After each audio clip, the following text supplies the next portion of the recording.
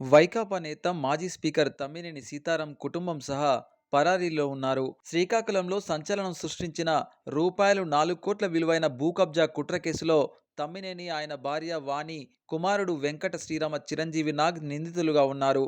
బతికున్న భూ యజమాని చనిపోయినట్లు నకిలీ పత్రాలు సృష్టించి ఏకైక వారసురాలంటూ ఒడిశాకు చెందిన ఓ మహిళను తెరపైకి తెచ్చి చేసిన భూ కబ్జా కుట్రలో తమ్మినేని కుటుంబం పాత్రను పోలీసులు ఆదివారం బట్టబయలు చేశారు.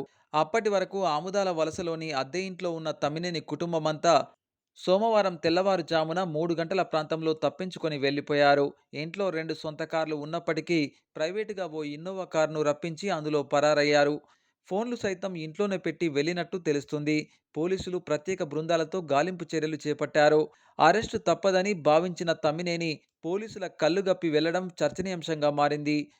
చాపురం పంచాయతీ బలగ పరిధిలోని స్థలం నకిలీ పత్రాలను కొట్టేయడంలో కీలకంగా వ్యవహరించిన 13 మందిలో 8 మందిని పోలీసులు అరెస్టు చేసి రిమాండ్కు పంపారు. తమ్మినేని కుటుంబంలో 3 నిందితులు ఉండగా మిగిలిన ఇద్దరిలో ఒకరు మాజీ హోంగార్డ్ త్రినాథ్, మరొకరు హిరమండలం సబ్ రిజిస్ట్రార్ పేరు ఉంది. కొన్ని రోజులుగా త్రినాథ్ కోసం పోలీసులు గాలిస్తున్నా ఆచూకీ దొరకలేదు. అయితే కళ్ళెదుటే తమ్మినేని కుటుంబం ఉన్నా పోలీసులు అరెస్టు చేయకపోవడం, వారు న్యాయ సలహా తీసుకునే పనిలో ఉండగానే నిందితులు జారుకోవడం విమర్శలకు దారితీసింది. మరి ఏపీలో పాలకులే దొంగలుగా మారిన పరిస్థితి. మరి ఇలాంటి నాయకుల పట్ల మీ అభిప్రాయాన్ని కామెంట్ రూపంలో తెలియజేయండి. మరిన్ని ఎన్నో ఇంట్రెస్టింగ్ అప్డేట్స్ కోసం తప్పకుండా మన ఛానల్ని సబ్స్క్రైబ్ చేయండి. Thank you for watching.